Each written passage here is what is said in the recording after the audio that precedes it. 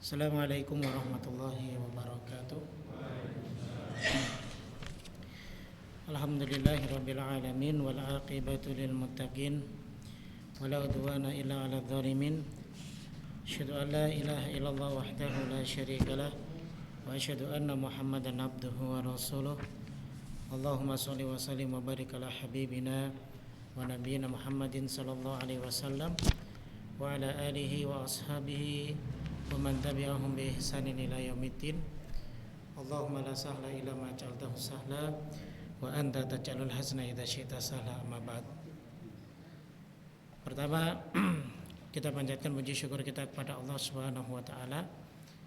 Kemudian salawat dan salam tak lupa kita junjungkan kepada Nabi kita Muhammad sallallahu alaihi wasallam. Malam ini insyaallah kita akan bahas tentang mustahik zakat, orang-orang yang berhak menerima zakat. Setelah kita membahas beberapa tentang zakat amwal, zakat harta, sekaligus beberapa hal yang ada kaitannya dengan zakat harta tersebut, maka kita akan tutup dengan pembahasan tentang pihak penerima zakat. Jadi bahasan kita adalah zakat mal, bukan zakat fitrah ya. Jadi nanti dalam zakat fitrah ada pembahasan tersendiri ya, sehingga akan berbeda dengan pembahasan tentang zakat mal gitu. Pihak-pihak yang menerima zakat ini sudah disebutkan dalam Al-Quran surat At-Taubah ayat yang ke-60.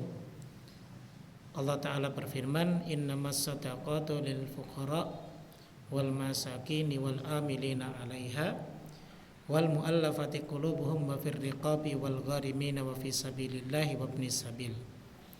Sesungguhnya zakat-zakat itu hanyalah untuk orang-orang fakir, satu. Kemudian orang-orang miskin, amil zakat atau pengurus zakat. Yang keempat adalah mu'allaf, yang dibujuk hatinya. Yang kelima, untuk memerdekakan budak, itu dibolehkan. Yang keenam adalah orang yang berhutang. Yang ketujuh adalah untuk di jalan Allah fisabilillah. Dan yang kedelapan adalah orang-orang yang sedang dalam perjalanan atau disebut dengan ibnu sabil. Itu ya. Pertama adalah apa? Fuqara, kedua masakin, kemudian amil zakat, kemudian mu'allaf, kemudian riqab. Jadi zakat itu boleh untuk menebus ya, memerdekakan budak maksudnya. Kemudian gharim, untuk membantu orang yang sedang terlilit hutang. Kemudian fisabilillah, yang sedang berjuang di jalan Allah. Dan yang kedelapan adalah ibnu sabil. Ibnu sabil itu orang yang sedang dalam perjalanan lalu kemudian kehabisan bekal. Itulah 8 golongan yang punya hak untuk menerima zakat mal, begitu. Kemudian muncul pertanyaan, apakah wajib ketika kita punya harta kita harus memberikan kepada 8 golongan tersebut secara merata? Misalnya tahun ini si A punya kewajiban untuk mengeluarkan zakat malnya. Nah, apakah dia harus mengeluarkan atau membaginya kepada 8 golongan ini semuanya, atau boleh memberikan zakat ini pada sebagian golongan saja? Misal dia khususkan kepada fakir miskin, atau buat amil zakat aja lah, atau buat orang yang sedang dibujuk hatinya ya, para mu'alaf ya, atau mungkin untuk orang-orang yang berjuang di jalan Allah, misalnya mereka yang sedang menuntut ilmu dan yang lain sebagainya sejenisnya ya. Atau mungkin diberikan kepada orang-orang yang mungkin kehabisan bekal di jalan saja. Nah, mayoritas ulama mengatakan ya, bahwa tidak wajib meliputi seluruh 8 golongan ini. Apabila kita ingin menyerahkan zakat harta, maka boleh menyerahkannya kepada salah satu daripada 8 golongan ini, itu tidak mengapa. Kendati pun ya, misalnya masih ada yang lain yang misalnya kita mau serahkan kepada orang miskin padahal ada amil zakat. Ataupun ada orang yang sedang berjuang di jalan Allah atau lain sebagainya, tapi kita berikan kepada orang miskin saja, maka itu tidak mengapa, begitu. Karena sebagaimana sabda Nabi Shallallahu Alaihi Wasallam, tu'khadhu min aghniyaihim wa turaddu ila fuqaraihim. Jadi diambil dari orang-orang kaya dari mereka, lalu kemudian diserahkan kepada orang-orang fakir mereka. Nah, orang fakir ini kan berarti kan salah satu dari 8 golongan. Ya. Nabi tidak memerintahkan berikan kepada semua 8 golongan itu, tidak. Tapi bahkan Nabi lebih menegaskan wa turaddu ila fuqaraihim, dan berikan kepada orang-orang fakir di antara mereka. Sehingga ini menunjukkan salah satu dalil bahwa boleh untuk memilih salah satu dari 8 golongan itu yang menerima zakat mal kita, seperti itu. Ya. Kemudian juga ada riwayat yang menyebutkan Nabi memberikan zakat kepada satu orang, seperti hadisnya Qubaisah bin Mukhariq ketika menanggung satu beban. Lalu ia mendatangi Nabi SAW dan meminta sedekah atau zakat dari beliau. Maka kata beliau SAW, tetaplah di tempatmu hingga datang kepada kami zakat. Kemudian kami akan memerintahkan untuk memberikannya kepadamu. Begitu. Jadi yang diberikan kepada salah satu golongan saja, dan itu diperbolehkan. Baik. Namun ada sebagian dari pendapat Imam Syafi'i dan segolongan ulama yang lain, mereka berpandangan bahwa wajib meliputi ke-8 jenis itu secara rata dalam pembagiannya. Diwajibkan. Nah, Abu Thawr dan Abu Ubaid berpendapat jika yang mengeluarkannya adalah pemimpin, maka wajib meliputi 8 golongan itu. Dan jika yang mengeluarkannya adalah pemilik harta, maka boleh diberikan kepada satu golongan saja, seperti itu. Nah, kalau misalnya yang memegang itu adalah pemerintah, nah pemerintah kan tahu siapa-siapa yang masuk ke dalam golongan fakir, miskin, amil zakat, kemudian mu'allaf. Mereka tahu. Cuman kalau secara individu seperti kita misal ingin mengeluarkannya sendiri, nah tentunya kita kan tidak tahu siapa yang mu'allaf, siapa yang terlilit hutang, siapa yang harus dibebaskan dari perbudakan, kan juga nggak ada sekarang perbudakan seperti itu, ya. Sehingga tentunya pendapat mayoritas ulama lah pendapat yang paling kuat dibanding pendapat dari Imam Syafi'i dan sebagian golongan ulama yang lainnya. Begitu. Wallahu taala alam bissawab. Baik. Sekarang kita akan bahas satu persatu tentang mustahik zakat. Pertama kita akan bahas tentang kaum fakir dan miskin. Siapa mereka kaum fakir dan miskin itu? Secara umum fakir miskin ini adalah orang yang membutuhkan. Artinya adalah orang yang tidak memiliki apa yang dibutuhkannya. Itu secara umum. Ya. Sehingga kalau dalam secara bahasa, jika dikatakan fakir secara terpisah, maka termasuk di dalamnya miskin. Jadi kalau saya bilang si fulan fakir, berarti dia juga miskin. Begitu. Demikian juga sebaliknya, jika digabungkan penyebutan keduanya dalam satu kalimat, seperti dalam ayat ini kan, ada lil fuqara dan masakin. Tentunya masing-masing memiliki makna yang berbeda. Nah, para fuqaha berbeda pendapat tentang siapa dari keduanya yang lebih membutuhkan. Nah, apakah orang-orang fakir atau orang-orang miskin? Nah, dari kalangan ulama Syafi'iyah dan Hanabilah, mereka berpendapat bahwa fakir itu lebih membutuhkan daripada miskin. Fakir itu lebih membutuhkan daripada miskin. Dalilnya ya pada ayat yang tadi kita pelajari di surat At-Taubah ayat 60. Allah lebih menyebutkan fuqara, fakir terlebih dahulu dibanding miskin. Artinya ya fakir lebih membutuhkan. Itu pertama alasannya. Kemudian alasan yang kedua dalam surat Al-Kahfi ayat 79. Allah menyebutkan kalimat ammas safinatu fakanat limasakina ya'maluna fil bahri. Nah, ini kapal yang dinaiki oleh Khidir dan Nabi Musa. Ketika itu dilubangi kapalnya oleh Nabi Khidir. Ya. Nah, Nabi Musa kemudian protes. Ini kapalnya para nelayan yang mereka mencari uang dengan kapal ini kok kamu lubangi? Begitu. Ya.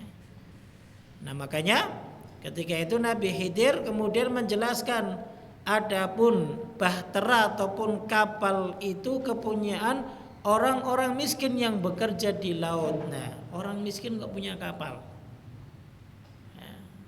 Kalau kita nih di sini punya kapal di Muara Baru atau Muara Angke sudah punya duit banyak, Pak. Yang kerja aja gajinya gede ya. Apalagi kita yang punya kapalnya.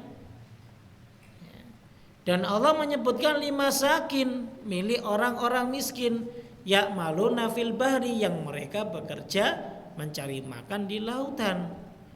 Ya, berarti orang miskin itu lebih mampu daripada fakir.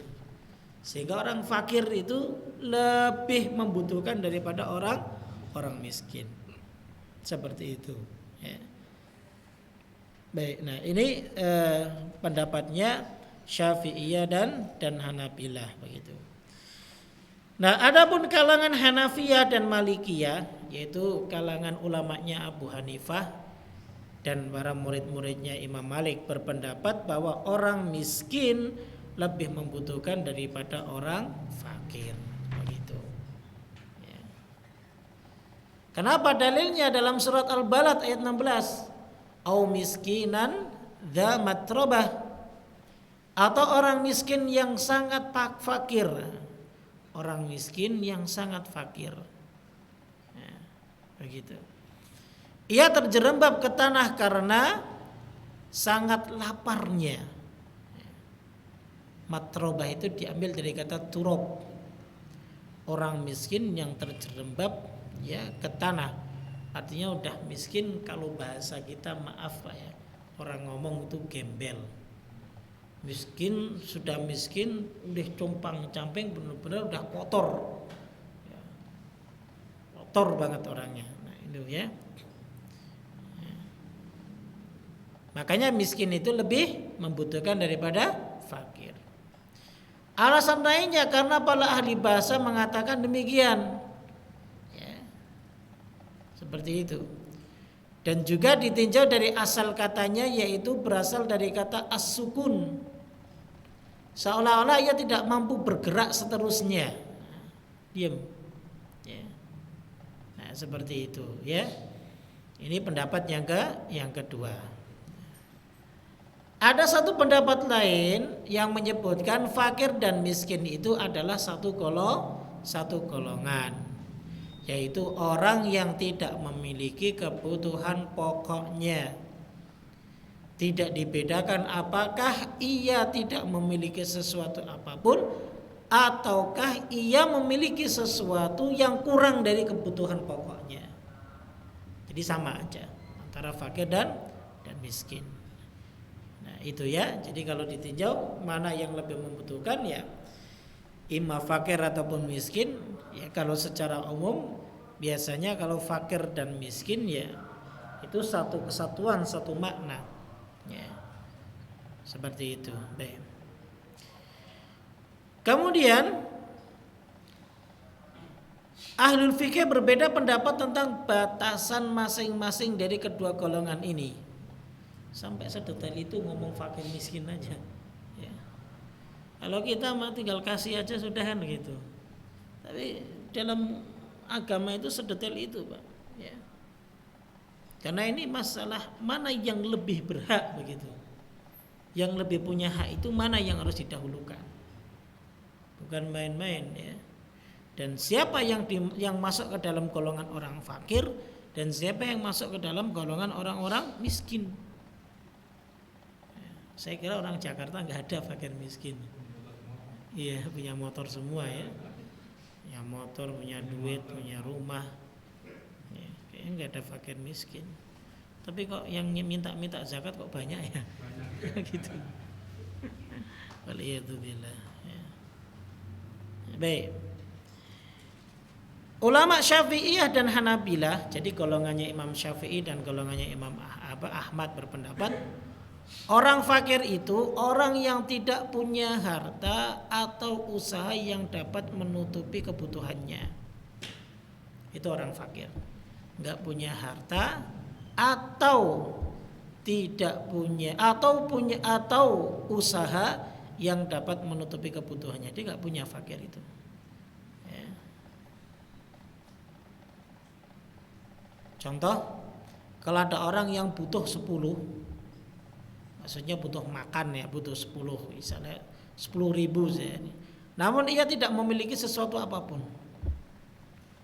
Atau ia mampu dengan hartanya, usahanya serta apa yang diterimanya dari keuntungan dan selainnya memenuhi kurang dari separuh kebutuhannya. Jika ia memiliki separuhnya atau lebih tetapi belum mencapai 10, maka ia termasuk miskin. Nah, kalau fakir itu enggak punya sama sekali, tapi kalau miskin itu punya tapi tidak mencapai ya apa yang dibutuhkan. Itu miskin. Ya berarti kalau pandangannya Syafi'iyah dan Hanabilah, ya orang fakirlah orang yang paling lebih membutuhkan. Tapi saya kira di Jakarta apalagi ada nggak Pak? Nggak punya apa-apa, nggak bisa makan. Ya. Orang nggak bisa makan aja duduk di lampu merah itu tetap dapat duit. Meskipun 5.000, 10.000 bisa beli apa? Bisa beli gorengan sama nasi. Ya. Saya pikir kayaknya nggak ada orang fakir,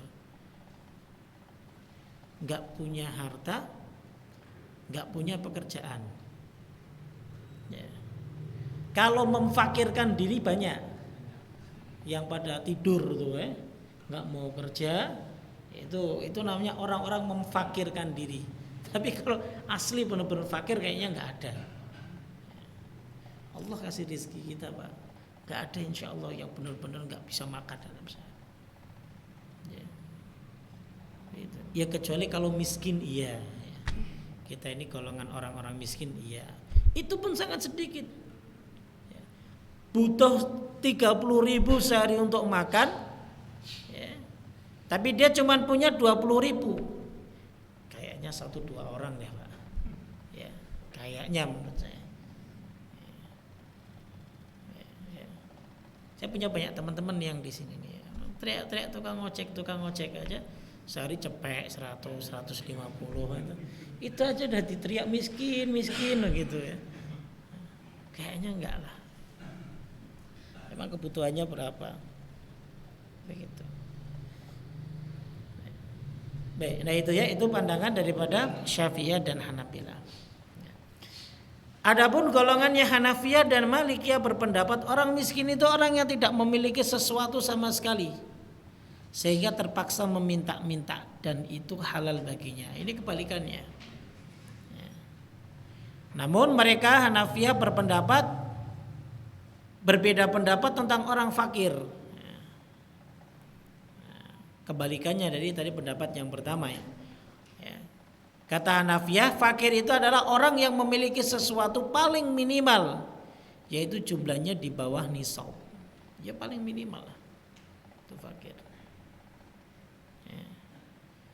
Jika seseorang memiliki sesuatu yang mencapai nisab dari harta apapun yang wajib dikeluarkan zakatnya, maka ia adalah orang yang berkecukupan. Nisab zakat loh Pak. Di bawah nisab zakat itu disebut fakir Pak.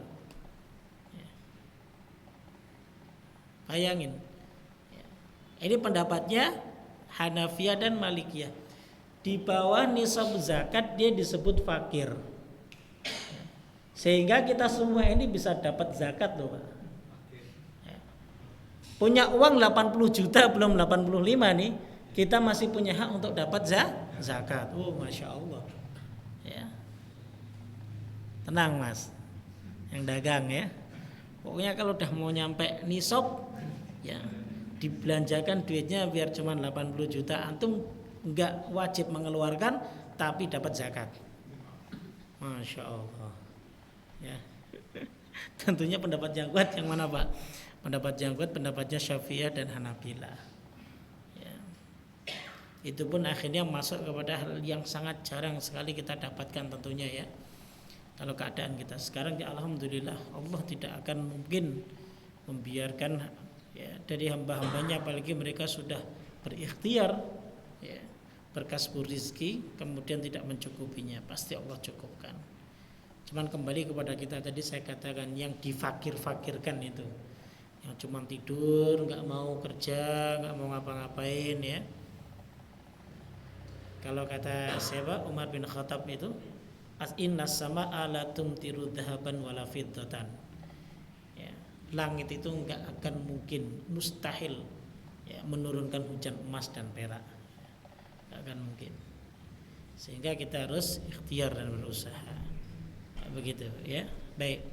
Nah itulah ya perbedaan terkait dengan fakir dan miskin. Cuman Allah sebutkan dalam Al-Quran yang jelas bahwa orang fakir dan miskin mereka golongan orang-orang yang mendapatkan zakat seperti itu. Baik. Bagaimana dengan orang kaya? Boleh nggak dia menerima zakat? Orang kaya nggak boleh menerima zakat. Ya. Walaupun memiliki sifat fakir ataupun miskin, sifatnya doang. Tapi hakikatnya dia nggak fakir dan nggak miskin, begitu. Baik. Kemudian ada pertanyaan, boleh nggak kita memberikan zakat kepada fakir dan miskin yang mampu bekerja? Nah ini tadi yang saya katakan, ya, memfakir-fakirkan diri kan, dia mampu bekerja. Nah, di sini disebutkan barang siapa dari kalangan kaum fakir dan miskin yang mampu berusaha untuk menutupi kebutuhannya dan kebutuhan orang yang berada dalam tanggungannya atau kebutuhannya seluruhnya, maka tidak halal baginya untuk menerima zakat. Ya. Kalau mereka mengaku-ngaku sebagai fakir dan miskin, masih kuat badannya, masih seger, ya. Mampu dia untuk mencari kasbu rizki itu mampu. Nah orang-orang begini ya orang-orang yang tidak berhak dan tidak halal untuk menerima zakat. Dasarnya adalah sabda Nabi SAW, la hadza fiha li ghaniyyin wala li qawiyyin muktasibin. Tidak ada bagian untuk orang kaya dan tidak pula untuk orang yang mampu bekerja atau berusaha. Ini hadits diriwayatkan oleh Imam Abu Dawud dan Nasai. Ya. Si fulan miskin tuh kasihan, si fulan fakir tuh kasihan, tapi masih kuat. Malah congos aneh sih nyantai, rizki dari Allah gitu misal. Rezeki dari Allah tenang aja, cuman ngerokok ngopi kerjanya. Tiba-tiba datang bulan Ramadan siap bagi zakat ya. Datang aneh miskin, aneh fakir kasih zakatnya. Ya. Orang begini nggak berhak. Hatta dia benar-benar miskin karena dia mampu untuk bekerja. Orang kesehariannya ketika dia nggak bekerja, udah aneh tenang. Ada yang sudah yang sudah memberikan rizki, yaitu Allah yang menjaminnya. Tapi dia nggak mau bekerja. Ini buktinya aneh punya kopi. Ya. Buktinya aneh ada rokok nih dikasih orang. Gitu. Tiap harinya begitu aja. Maka kalau orang-orang seperti ini nggak perlu dikasih.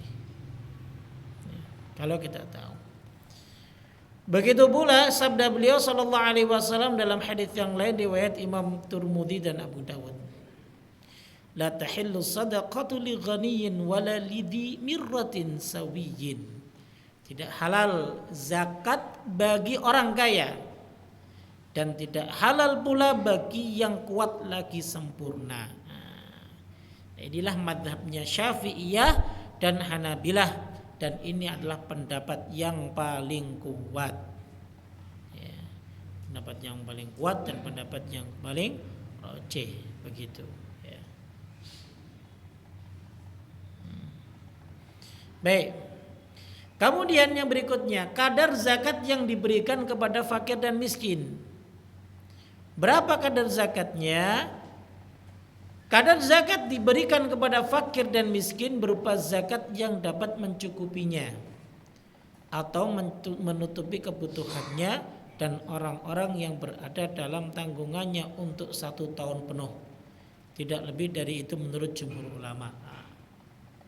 Untuk 1 tahun penuh, itu kadar zakatnya. Ayo kita hitung, ya. Untuk dirinya sehari makan berapa ribu, Pak? 50.000. Sekarang warteg nggak boleh 10.000. Ya. Kecuali antum ke Gang Petet itu ada sego megono, nah itu 10.000 itu udah dapat tempe sama yang lainnya. 10.000 kali 3 kali makan 30.000. Kemudian untuk orang-orang yang dia tanggung, misal anak 2, istri 1, punya bapak dan ibu 5, ya, yang dia tanggung 5. 5 kali 3 berapa? 150.000 ditambah 30.000 180, dibulatkan 200 sehari kali 365 hari. Berapa? 76 apa nih? 76 juta. 72 juta. 73 juta. Apa 730 juta? 73 juta. Nah, ya. Kalau antum di negara Islam, ya, di negara yang didirikan syariat Islam dan dikelola secara Islam, ya, mungkin banyak orang yang pengen menjadi orang miskin. Kenapa? Dia diberi zakat selama 1 tahun untuk kehidupan dia dan yang ditanggung. Makanya di zaman Umar bin Abdul Aziz itu nggak ada orang miskin, karena orang miskin dikayakan oleh beliau dengan diberi zakat dari Baitul Mal. Ya. Bayangkan tiap tahun datang, ya, ke Baitul Mal, kemudian dikasih uang cash 73 juta setiap tahun, Pak Antum. Ya, mending jadi orang miskin selamanya, ya, nggak usah narik ojek kan. Sehari ojek berapa? 200 kan? Itu sama antum dapat. Sama itu antum dapat. Subhanallah. Ini pendapat jumhur dong, menurut jumhur ulama. Ya, kadar yang diberikan kepada fakir miskin itu segitu. Ya. Ya, kadang kita dikasih zakat oleh orang sudah ngantrinya siang-siang panas-panas bulan Ramadan, akhirnya banyak yang gugur puasanya. Ngantri apa? Ngantri zakat. Ya. Dia rela untuk tidak berpuasa siang itu. Amplopnya isinya 50.000. Cuman cukup buat buka bersama doang sama keluarganya. Ya. Zakat itu ya berikan sampai setahun dia hidup itu. Ya. Jadi seperti itu. Allah Taala ala bisawab, kata pandangan jumhur ulama, ya. Dalam tanggungannya untuk 1 tahun penuh. Seperti itu, ya. Baik. Silakan yang mau mengambil pendapatnya jumhur, ya. Alhamdulillah, ya. Tapi tentunya bagi kita karena zakat itu tidak diatur secara wajib oleh pemerintah, ya, sehingga ketika kita mengeluarkan zakat yang nominalnya tidak terlalu besar tentunya, karena kita kan mengikuti nisabnya, Pak. Kalau cuma punya uang 85 juta atau cuma 100 juta kan paling zakat yang dikeluarkan cuma 2,5 juta. Jatuhnya dari itulah antum bisa bagi kepada siapa saja yang membutuhkan, seperti itu, ya. Baik, ya, atau dikasihkan ke 1 orang. Saya pernah dititipi, Ustaz, ini zakat, dikasih kotoran ini. Zakat itu kotoran, Pak. Ya, isinya 10 juta. Gimana ini, terserah mau buat ustadz semua atau mau ustadz bagi-bagi, silahkan gitu. Biasanya tiap Ramadan gitu ada yang nitipin. Ya sudah, kita bagikan semuanya, selesai. Ya, begitu. Baik, itu yang disebut dengan fakir dan miskin serta kadar zakatnya. Kemudian yang ketiga, ya, yang berhak untuk menerima zakat adalah amil, pengurus zakat. Jadi boleh memberikan kepada amil zakat dari harta zakat tersebut, dan disyaratkan bagi petugas yang diberikan zakat memenuhi syarat-syarat yang telah dijelaskan sebelumnya. Tidak disyaratkan pada amil yang menerima zakat bahwa ia orang fakir, tidak. Jadi amil zakat itu enggak harus fakir, itu enggak. Ya, selama dia menjadi petugas pemungut zakat berarti dia punya hak untuk mendapatkannya. Begitu. Kenapa? Karena ia menerima zakat tersebut dari pekerjaannya. Pekerjaan memungut zakat, ya. Bukan sebagai panitia untuk menyalurkan zakat, tidak. Ya, dia benar-benar bekerja sebagai pemungut zakat, lalu kemudian mengumpulkannya dan setelah itu membagikannya kepada yang berhak. Begitu. Ya. Sekali lagi bahwa yang disebut amil zakat ini memang pekerjaannya. Sehingga kalau disebut sebagai memang pekerjaannya berarti harus diangkat oleh pemerintah. Antum yang jadi amil zakat di masjid nggak punya hak, ya. Jangan merasa punya hak. Kita kan amil zakat, siapa yang ngangkat antum? Orang bikin sendiri kok, ya. Jadi antum sekalian, bagi para petugas zakat yang ada di setiap masjid-masjid, sifatnya hanya menyalurkan, bukan pekerja, bukan petugas, bukan.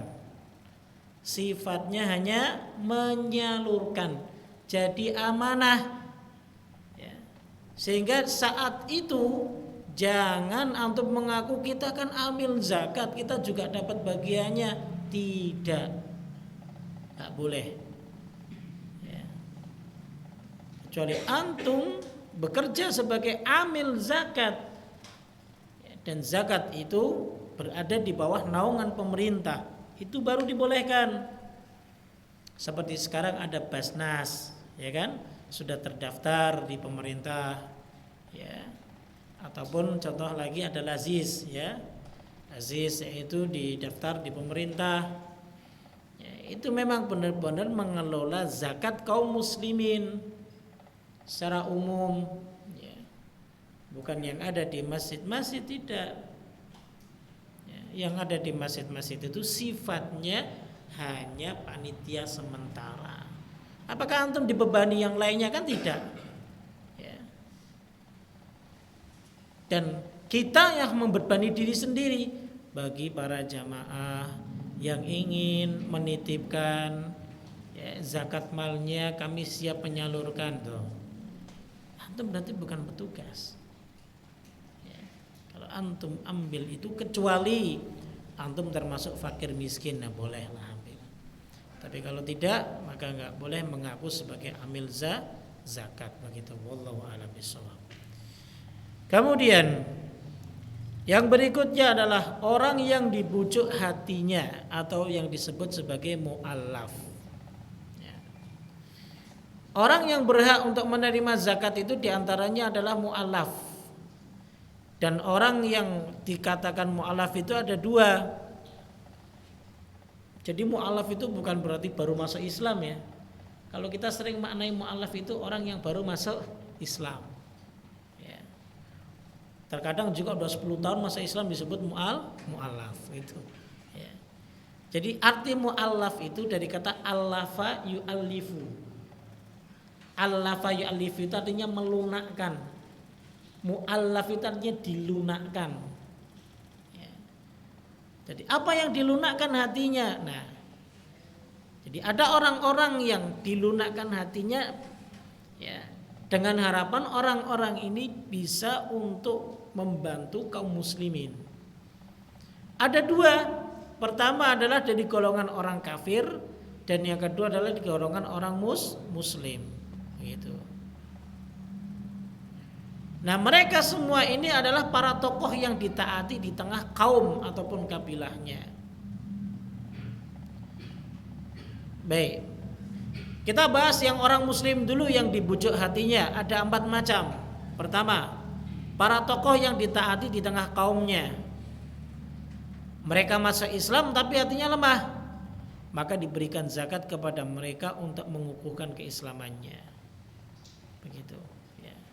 Jadi tokoh-tokoh kaum muslimin lah, intinya begitu.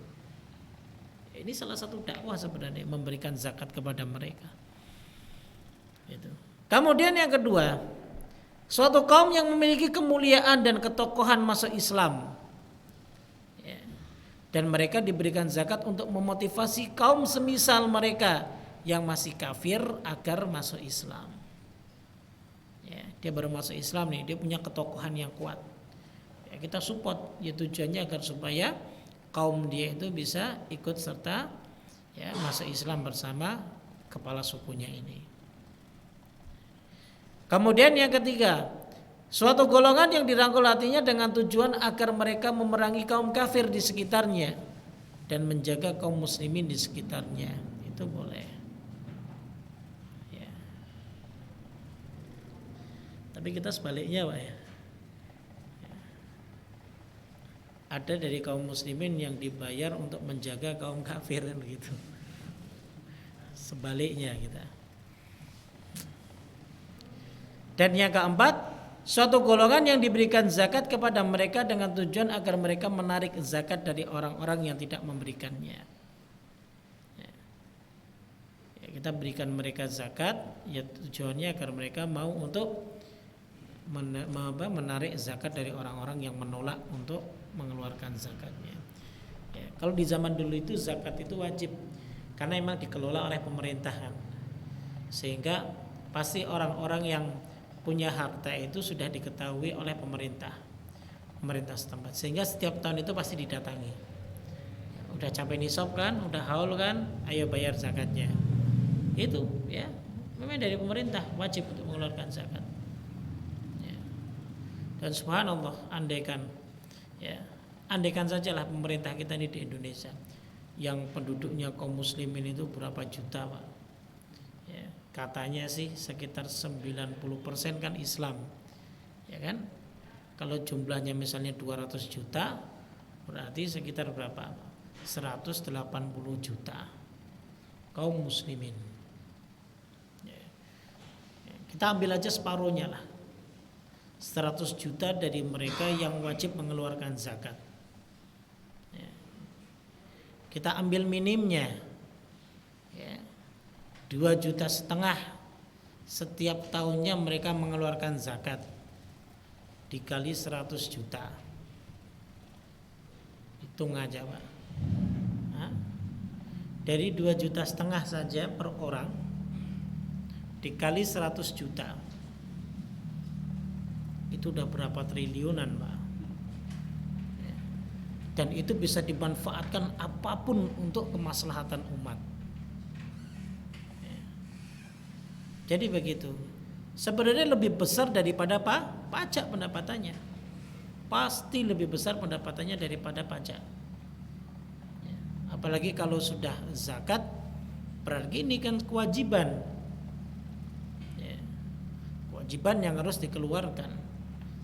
Ya, sehingga pastinya kaum muslimin dengan kesadaran mereka akan mengeluarkannya. Jadi seperti itu. Coba saja terapkan bukan pajak, zakat itu bagi kaum muslimin, masya Allah, ya, pemerintah kita akan makmur. Ya, jadi bagi mereka yang bos-bos yang punya duit triliunan, wajib dikeluarkan zakatnya. Ya, sehingga kalau dalam bentuk zakat, maka insya Allah negeri kita ini nggak ada yang miskin, nggak ada yang kurang. Karena yang fakir, yang miskin akan diberi zakat. Begitu. Kalau kita kan sekarang ada yang namanya bantuan sosial ya. Mungkin dana sosial paling dapatnya cuma 600.000. Ya enggak, itu pun mungkin kadang per 3 bulan sekali. Itu buat makan apa? Enggak cukup. Ya. Coba kalau dapatnya dari zakat kayak tadi itu 73 juta. itu lebih dari cukup, ya kan? Nah, jadi seperti itu. Nah, itulah hikmah daripada ketika kita mau berbicara tentang masalah Islam itu, hikmahnya luar biasa. Ini yang dimaksud dengan rahmatan lil alamin. Ya. Jadi tidak hanya kaum muslimin yang menikmati, tapi juga mereka orang-orang yang non muslim yang sudah ada perjanjian dengan kaum muslimin pun akan merasa nyaman seperti itu. Baik. Kemudian yang orang kafir yang dibujuk hatinya itu ada dua. Orang yang diharapkan keislamannya boleh ternyata diberi zakat, Pak. Ya. Atau orang yang ditakuti keburukannya, maka boleh juga diberikan zakat kepadanya. Ada preman yang non muslim nih gitu, misalnya.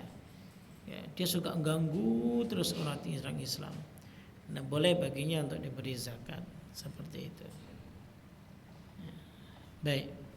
Nah, itulah yang dimaksud dengan mu'allaf. Baik. Kemudian yang berikutnya adalah memerdekakan budak. Ya. Nah, ini zaman kita sudah nggak ada memerdekakan budak ya. Artinya cukup kita tahu saja bahwa zakat itu boleh digunakan untuk memerdekakan budak. Yang keenam, gharim, orang yang berhutang. Nah, orang yang berhutang ini yang berhak mendapatkan zakat ada 3 golongan. Yang pertama, orang yang punya hutang untuk kebutuhan dirinya. Nah, ini disepakati secara umum. Zakat boleh diberikan kepadanya dengan syarat muslim. Yang kedua, bukan termasuk ahlu baitnya Nabi. Yang ketiga, ya, kalau ulama Malikiyah mensyaratkan ia tidak berhutang dengan tujuan untuk mendapatkan zakat. Ya. Ada orang yang saya mau hutang lah biar dapat zakat besok, nah itu nggak boleh. Ya. Ya. Ataupun ulama Malikiyah menegaskan disyaratkan utang tersebut, ya, utang tersebut tertahan padanya.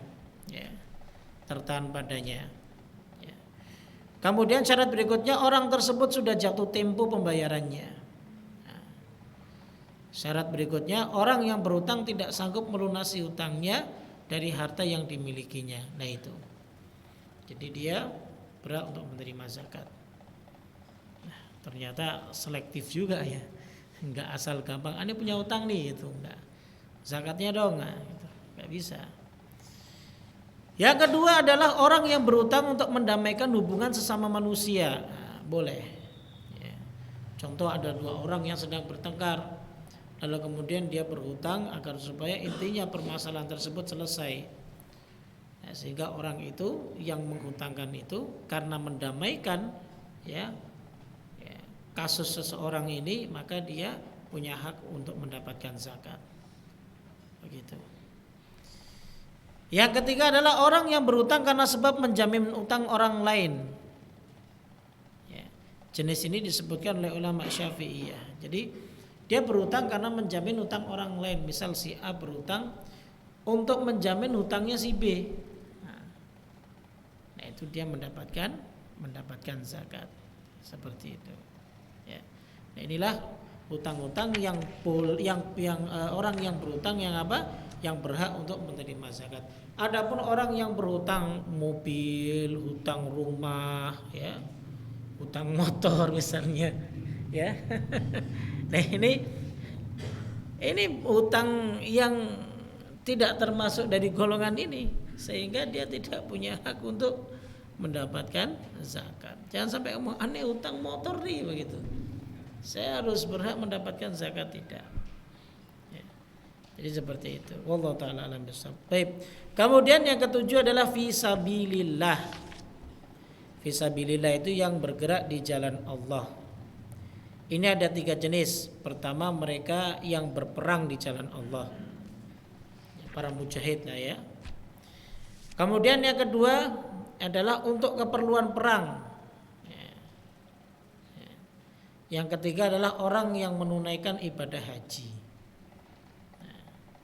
Jadi orang yang menunaikan ibadah haji itu termasuk orang yang berjuang di jalan Allah. Sehingga dia juga ternyata punya hak untuk apa? Untuk mendapatkan zakat. Begitu. Namun pertanyaannya, orang yang berangkat haji itu kan orang kaya-kaya. Nah, karena ini kan sekali lagi bahwa ini salah satu daripada orang yang berhak mendapatkannya. Jadi seperti itu. Sehingga bisa tidak diserahkan kepadanya, tapi diserahkan kepada yang lainnya, begitu.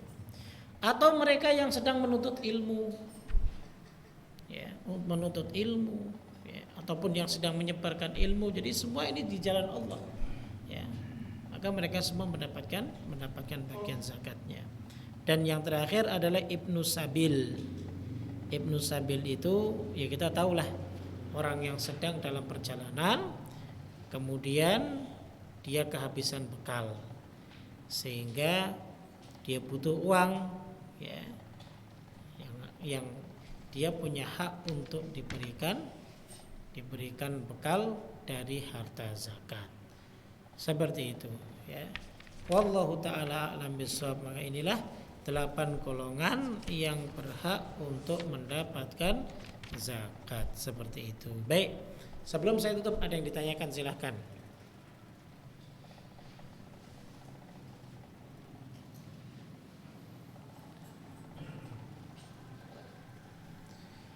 Gak ada, saya yang tanya. Boleh gak zakat diberikan kepada anak atau orang tua? Tidak boleh, kenapa? Karena apa? Tanggungan kewajiban nafkah. Jadi nggak boleh, aneh punya uang nih, ya, mau keluarkan zakat buat anak saya aja deh dan orang tua. Nah, itu nggak boleh, ya. Iya.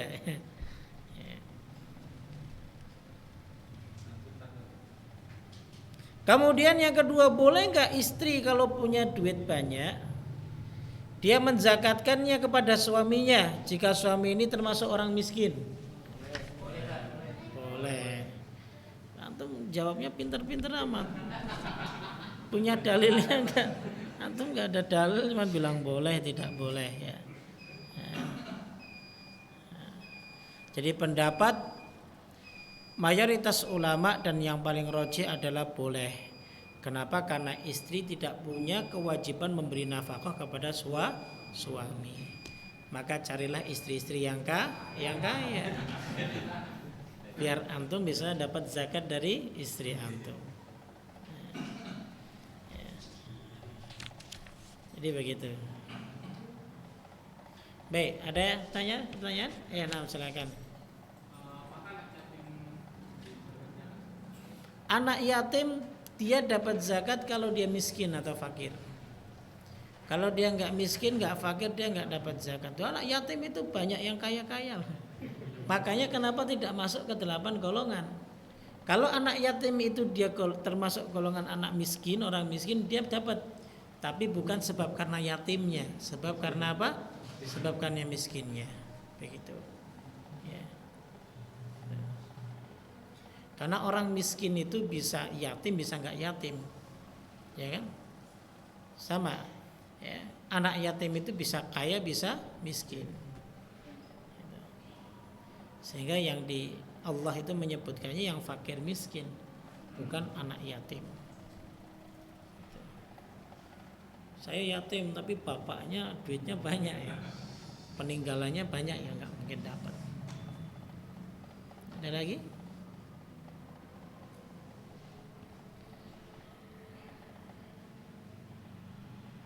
Ya, sekali lagi pembahasan ini bagi yang uangnya sudah mencapai nisab, ya. Silakan keluarkan zakatnya. Ya, bagi yang uangnya keluar masuk ya tidak punya kewajiban untuk mengeluarkan zakat. Apalagi disebut dengan zakat profesi. Tidak ada zakat profesi baik dari kalangan ulama salafus saleh maupun dari ulama yang khalaf. Gitu, kalau tidak ada, wallahu a'lam bishawab. Nanti kita teruskan lagi pada pertemuan berikutnya tentang zakat fitrah, ya. Insyaallah taala. Setelah itu nanti kita bahas tentang puasa. Namun kita bahasnya ke puasa sunnah, karena puasa Ramadan sudah kita bahas pada tahun yang lalu, ya, begitu. Baik, subhanakallahumma bihamdik asyhadu an la ilaha illa anta astaghfiruka wa atubu ilaik. Assalamualaikum warahmatullahi wabarakatuh.